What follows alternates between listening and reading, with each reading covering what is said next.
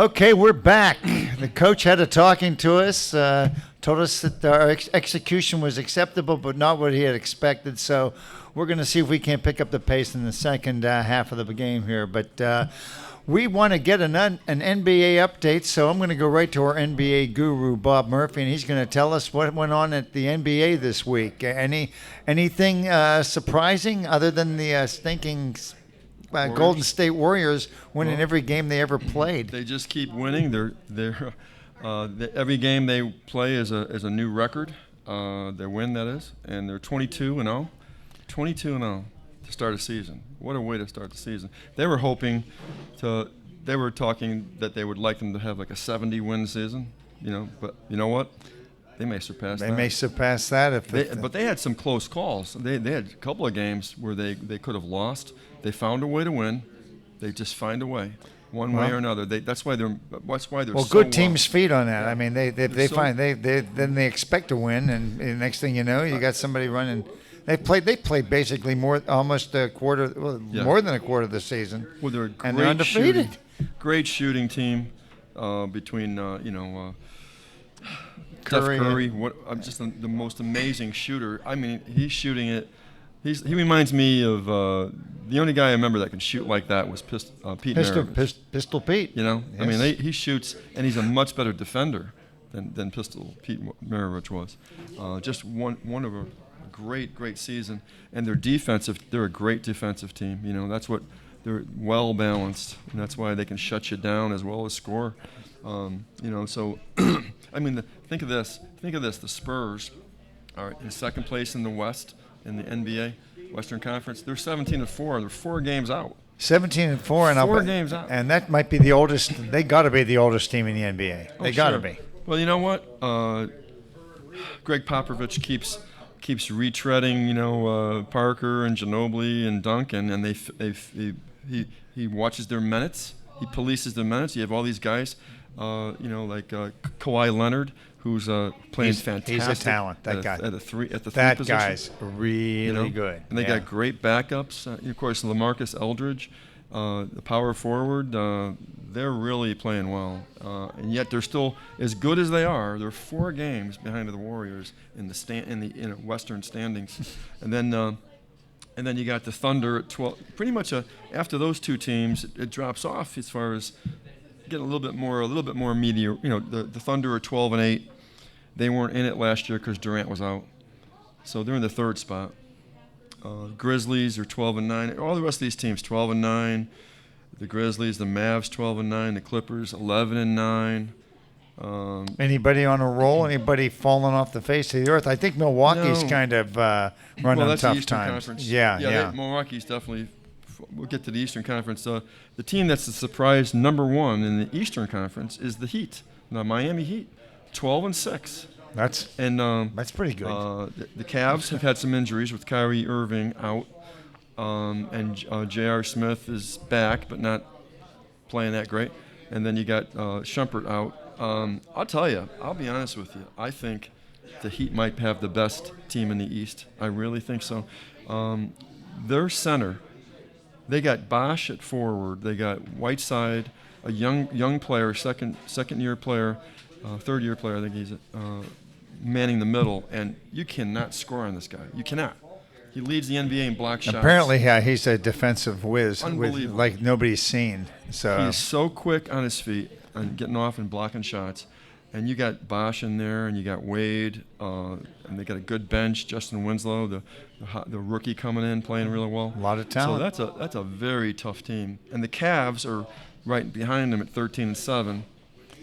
The Bulls, the Pacers, the Hawks, the Hornets, the Raptors, and the Pistons form the top 8. Really, not too many surprises. The couple of the teams that are close to the top 8, the Magic, Celtics, and Knicks, are kind of neck and neck for that final spot. But really, the team that I think surprises the most, the Pacers at number 4 at 12-7 because they got Paul George back. That makes a difference. And I noticed that they're hosting Golden State in a couple days. And they have that'll be an interesting C.J. game. Miles, their 2 guard, is like crazy with the 3 ball too.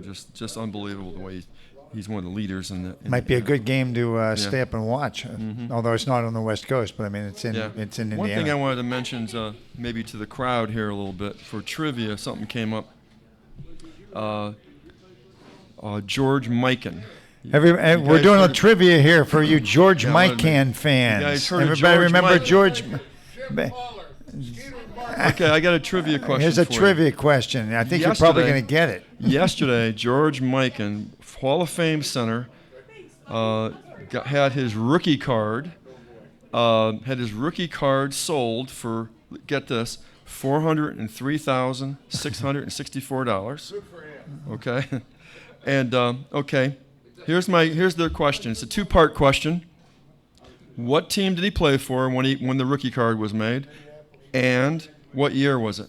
Well, when my dad made St. Paul, it was in 1950. He was already there. So I'd say 47, 48, Minneapolis Lakers. I think. Well, what year is it? 48. Let's say 48. I don't know. Give the man a beer. Give that man a beer. That's pretty exactly good. Right. Yes. He's That's right. pretty darn- We had a gentleman at Practice at Hemline University with Jim Pollard and Skeeter Martin and him.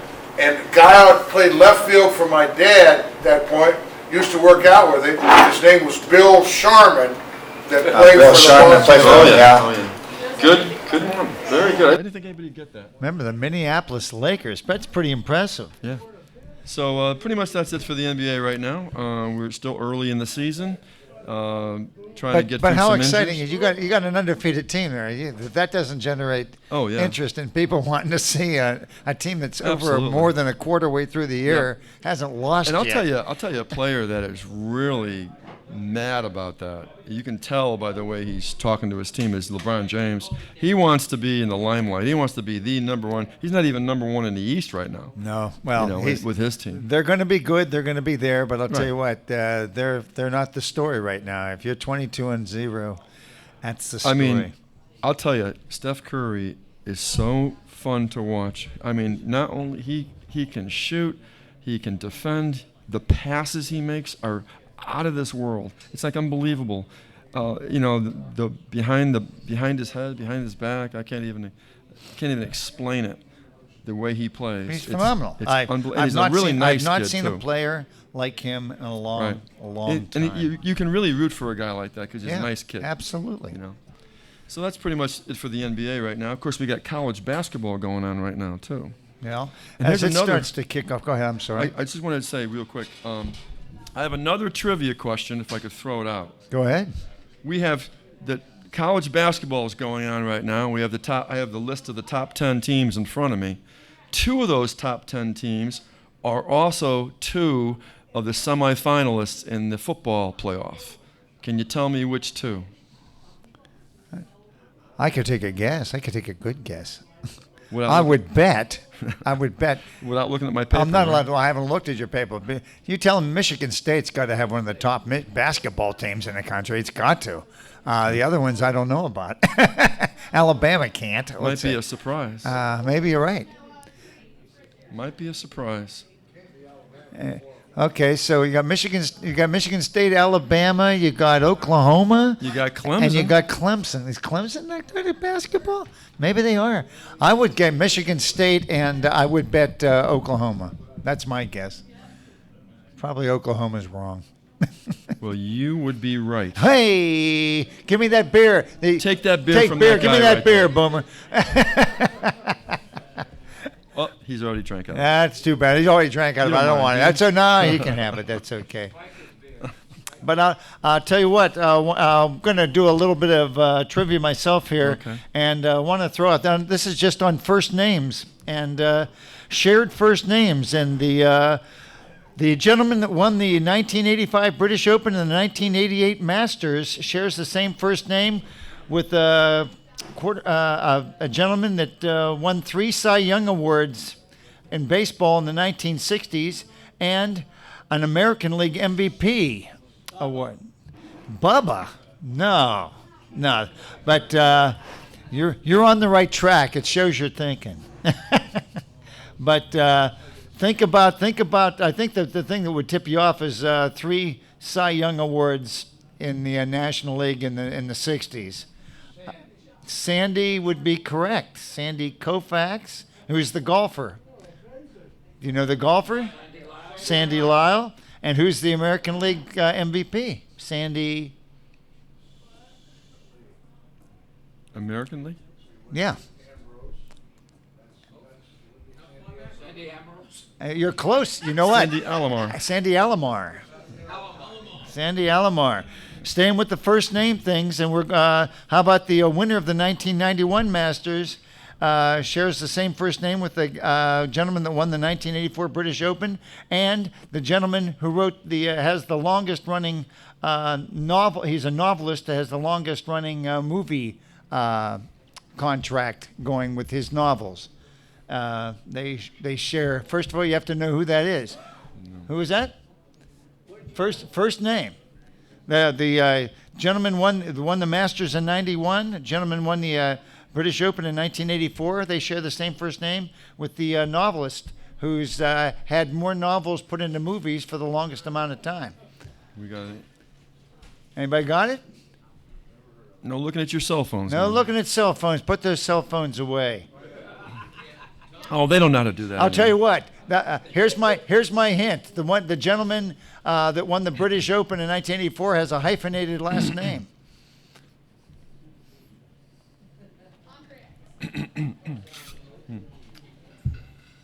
And another tip, since nobody's getting it, the gentleman that won the 1991 Masters had the nickname of Woozy. Mm-hmm. Ian. That is Ian Woosnam, Ian Baker Finch, and who was the novelist? Of course, anybody that ever watched any of the Bond movies know Ian Fleming. That's exactly right. Well, I'll tell you what, we've got a lot. I've got a couple rants. I've got some quotes I want to read to see if you know who came up with the quotes. But we're going to be doing that in the fourth quarter, so just stay with us. And Bob Murphy and I'll be back right after this.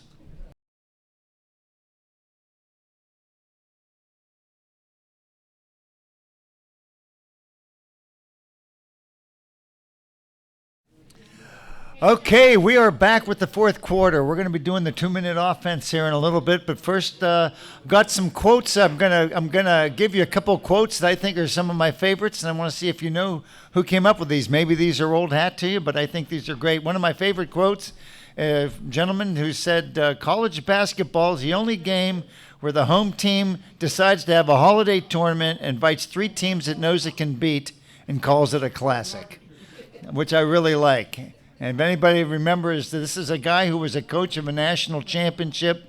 He's no longer with us, but he was a television reporter and very, very prominent and popular. And his son also started for him when... anybody coming up with that? I know who it is. Valvanna's not a bad guess. It's nope. The elder Meyer. No, it's not Meyer, but now you're getting real close because this was a big rival of DePaul. Okay.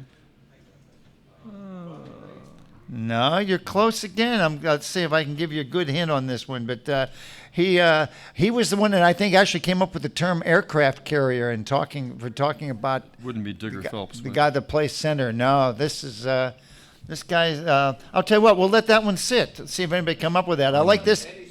No, we're going to go to the next one. Think about that. But this is a great quote, and I think you guys.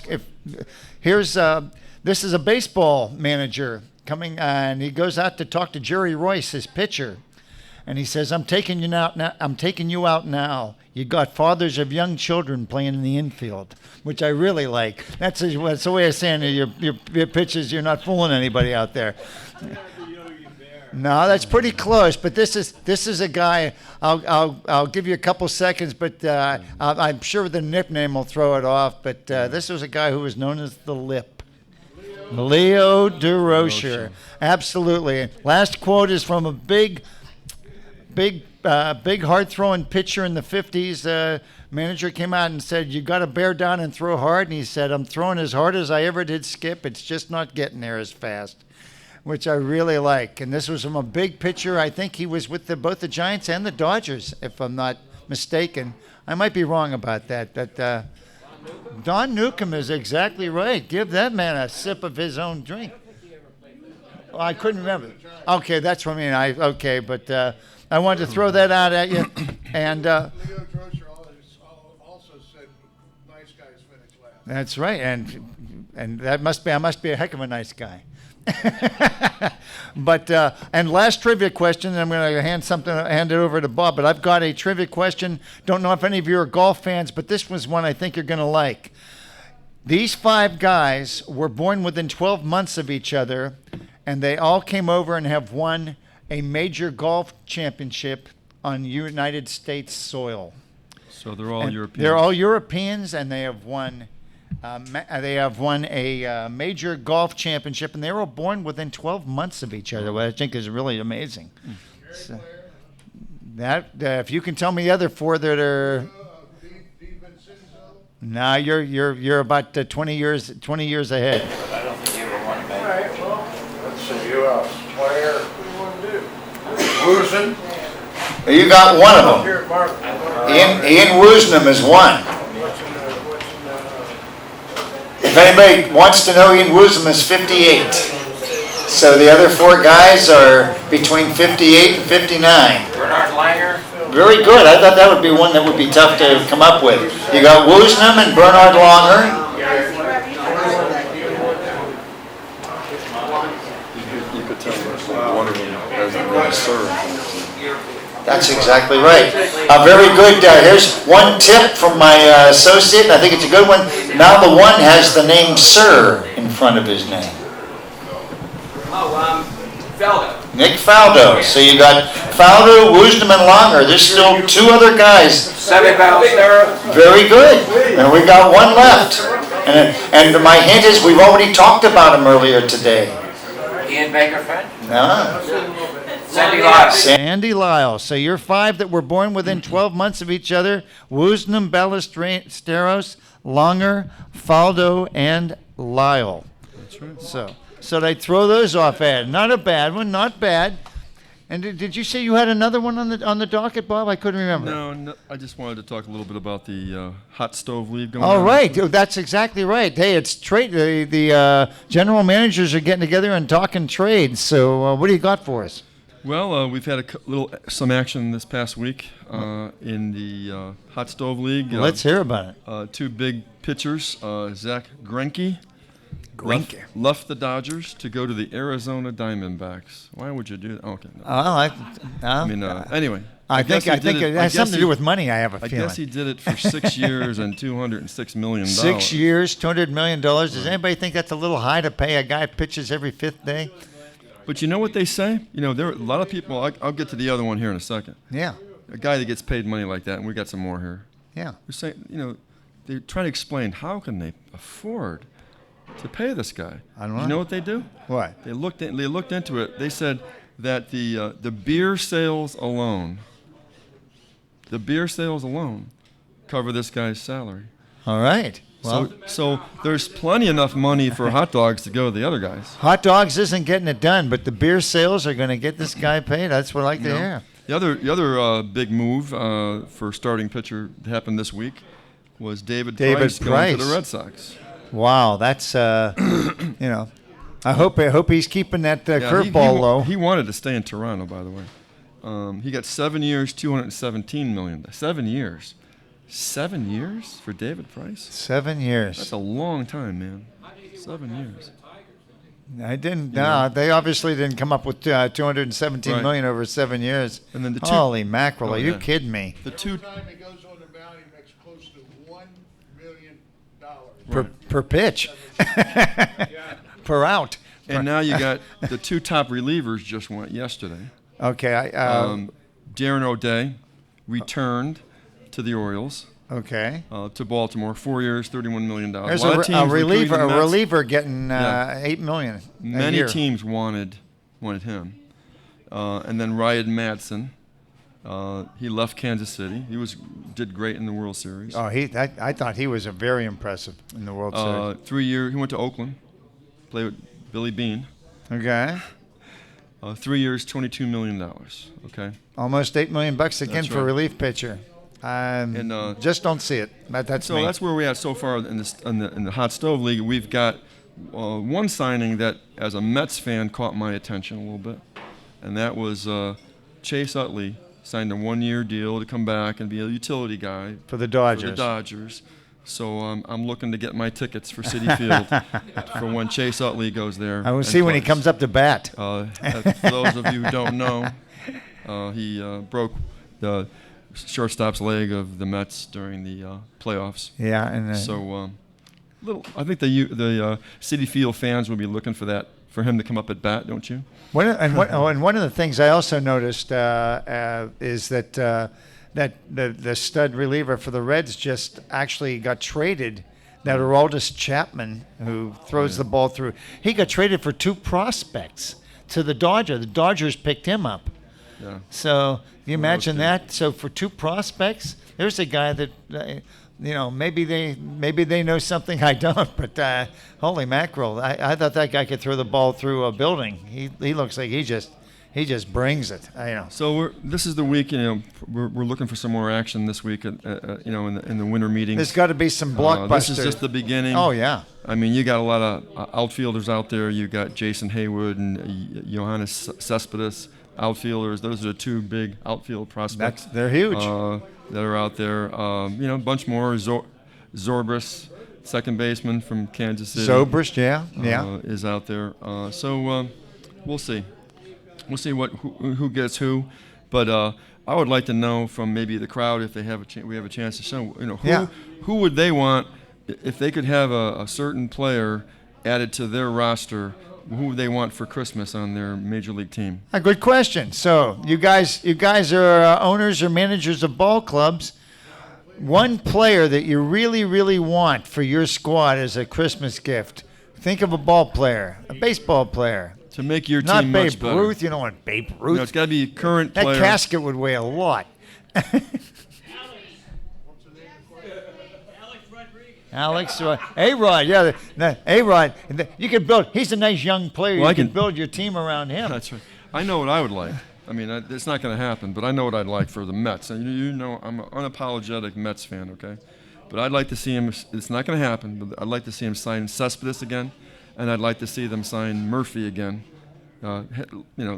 Being my last name is Murphy, it has something to do with it, I guess. But that's who I'd like. It's not going to happen, but that's who I'd like to see. I'll tell you what, I'm trying to think of all the good young talent and the good young players I've seen. The one guy that really, really floats my boat, and I'm trying to think what team he plays for. Doggone it, he's a young guy that was brought up to play the infield. He was with the Indians. Oh, okay. And I just think he's multi-talented. Why I'm blanking on his name is beyond.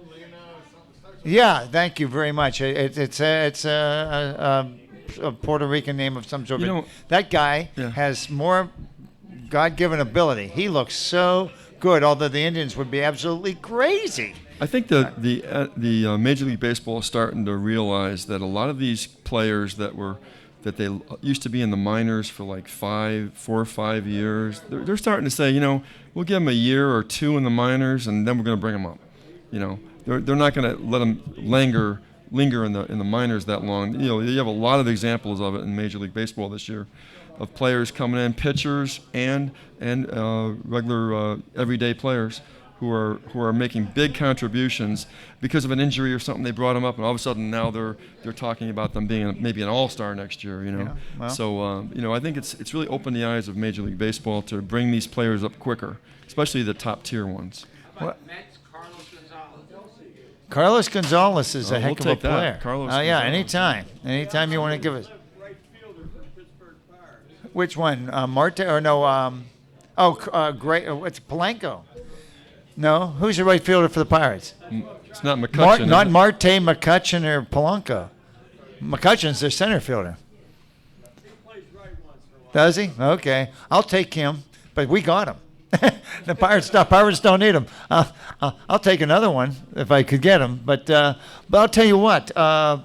We got to go through a lot of stuff, and we appreciate again all of the input from all of the fans that come out and patronize Margarita Republic. It is a fantastic place with great people, great food, fun, and fellowship, and we appreciate the opportunity to do our show here. So for Bob Murphy and for Greg Malinzuk, this is Bob Wiltman saying thanks from Shots from the Bench. We'll see you next Monday. Thank you, guys.